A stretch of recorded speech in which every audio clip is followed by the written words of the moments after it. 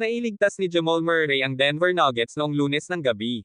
Na-eye-shot ni Murray ng kahindik-hindik buzzer beater sa depensa ni Anthony Davis para iangat ang Nuggets laban sa Los Angeles Lakers 101 hanggang 99 sa Game 2 ng kanilang opening round playoff series. Si Murray, na nakatali sa laro habang lumilipas ang oras, ay nagmaneho kay Davis bago siya umatras at tumira. Bumagsak si Murray sa bench ng Nuggets nang ang kanyang shot ay pumasok ng perpekto sa Lakers big man na nagpasiklab ng isang masaya na selebrasyon sa Ball Arena sa Denver. Ang larawan ng kuha mismo.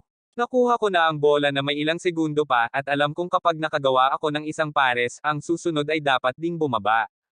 Tuldok. Tinalo ko lang siya sa pwesto, tinalo siya sa aking pwesto, nakataas, naipasok sa aking shot at sapat na ang pasasalamat ko na isa iyon sa iilan na pumasok para sa akin, sabi ni Murray sa TNT. Matapos maibsan ang 13 sa kanyang unang 16 na shot, si Murray ay may 14 sa kanyang 20 puntos sa fourth quarter noong Lunes ng gabi, na tumulong sa pagpukaw ng 20-point comeback sa second half. Hawak na ngayon ng defending champions ang 2-0 series lead sa Lakers habang ang serye ay patungo sa Los Angeles para sa Game 3 sa Huwebes ng gabi.